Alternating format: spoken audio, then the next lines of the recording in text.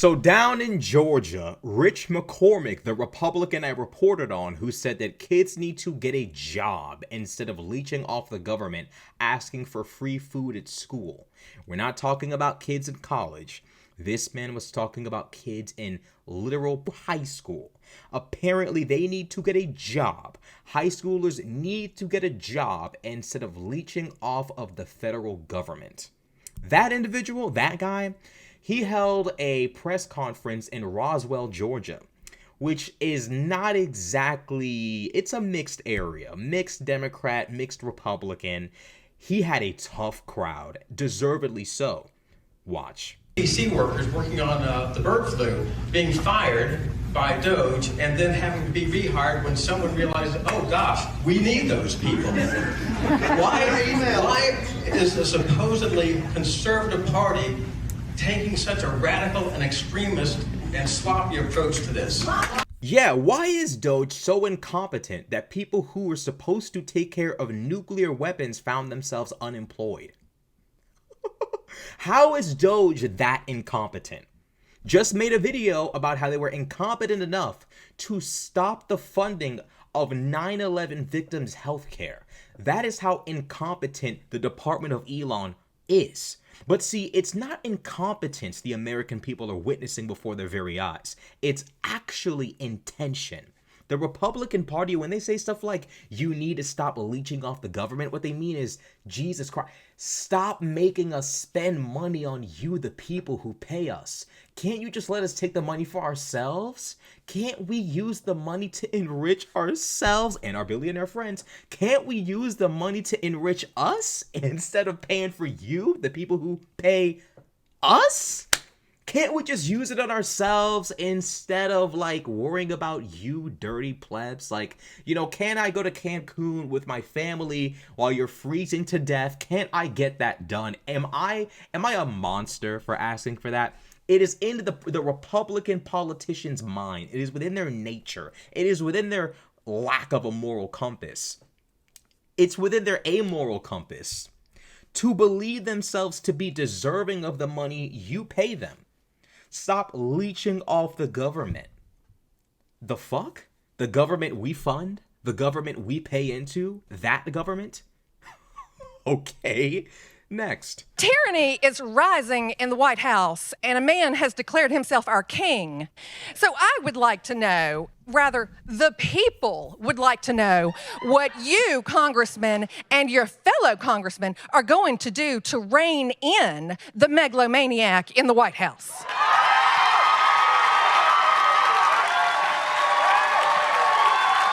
That was the most Southern shit I've ever heard in my entire life, and I say that as a Southerner.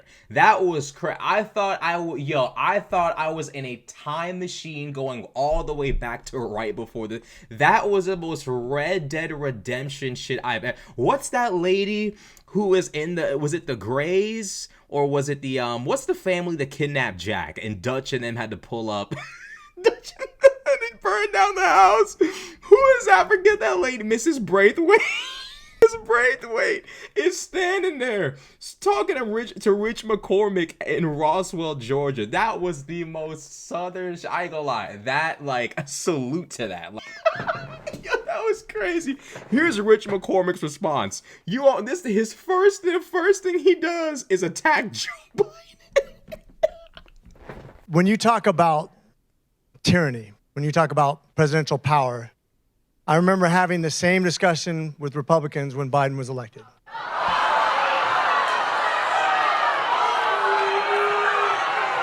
The funny thing is, you're sitting here and a lot of you would probably say those January 6s who are yelling just as loud as you, who are upset just like you, and not listening. Hey, let's restore some order. Let's restore some order. Hey, let's restore. His first response to Donald, here's the thing. No one else has done this but Trump. Trump, as far as I know, is the first president to declare himself king word for word. Joe Biden has never once in his life ever even pretended to be anything close to a king, a baron, a count, a duke, any title you can think of. Biden has never embraced such a thing. And yet Donald Trump declares himself king. And here we have an elected representative that can only exist in a representative-based democracy, literally is incapable of addressing the statement, shifts the conversation to Joseph Robinette Biden, who is no longer president, has never referred to himself as king, literally tried to draft a No Kings Act that no Republican wanted to sign in fear of angering Trump, the soon-to-be king.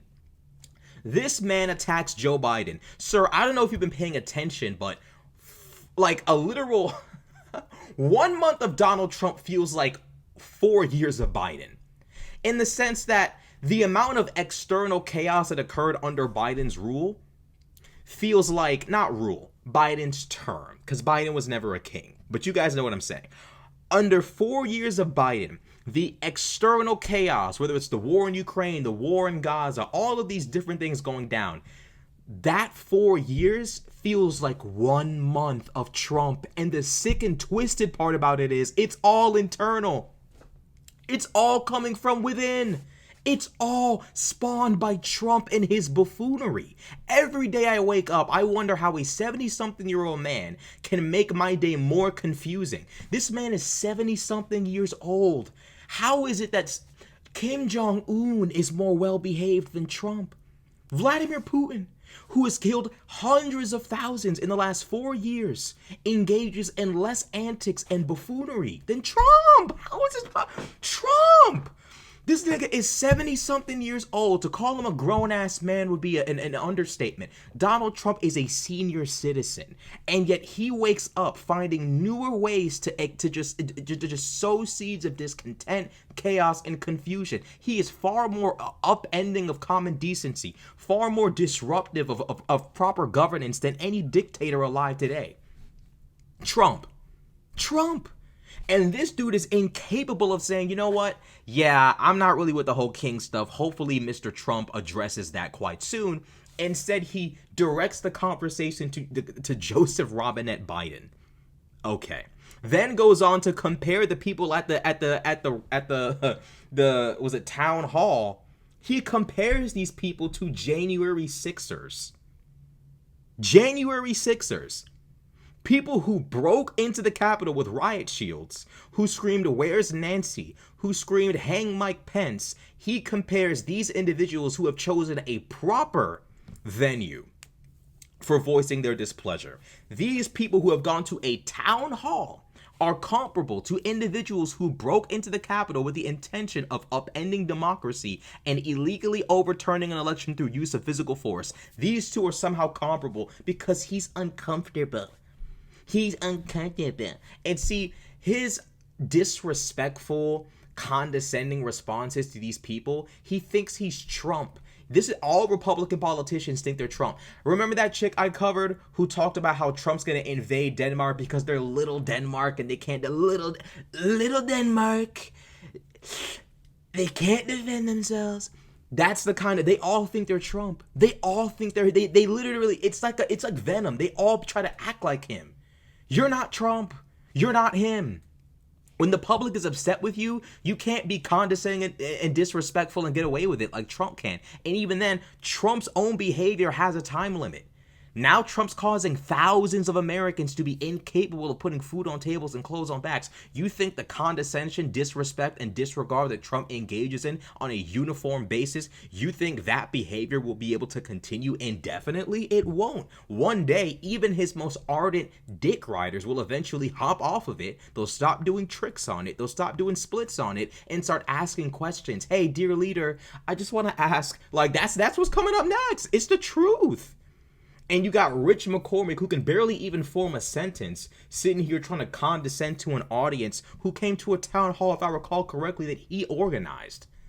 Come on, comparing them to January 6ers and summoning the name of Joseph Robinette Biden in vain, by the way. Okay, in vain. He really should be ashamed of himself. This man starts telling these people he's going to cut their Social Security. Now, you and I both know the kind of folks who go to town halls are older people who are either on Social Security or are about to be on Social Security. Okay, the kind of people who hold their politicians accountable to their face are older people. Unfortunately, us young people just don't understand the mechanisms through which we can hold them accountable. We don't know. So these older folk are here talking to this man about Social Security.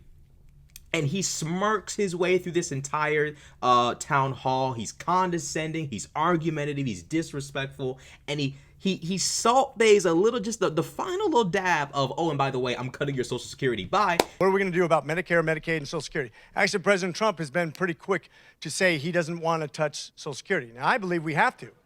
And let me tell you how. Let me tell you how. This is a bipartisan solution. Please listen. I've talked to several of my Democratic colleagues about a bipartisan solution to Social Security. See, he sits there and talks about he's spoken to several of his Democratic colleagues. Number one, I'm sure that's cap. I'm sure he's spoken to them. I doubt they've actually agreed with him. See, he says, I've spoken to them as a euphemism for, I've come together with them to find a bipartisan solution. Cap. Furthermore, this individual does not want to actually tax the rich, tax the billionaires, inquire into where their money is going, and make sure we can actually balance the deficit, actually pay off the debt, actually take care of this country. He would much rather support the administration that seeks to fuck you over, as the rich enrich themselves and the average American is burdened with economic strife and medical bills and all of these different things. As they ride off into the sunset, you will bear the burden of society's downfall. These people do not want to pay their fair share, and stooges like McCormick's job is to calm the populace. Calm down, servants of the state. By servant, not him, the person who's actually an elected representative who serves the people. No, he means you. He means you. You, the American people, you are the servants. His job is to remind the people of their place. That is why this entire conversation is littered with condescension and disregard for the concerns of the American people in this room, is because that is his job. His job is to serve the king and his bigger king, Elon Musk. Elon Musk is the one who really runs the show right now.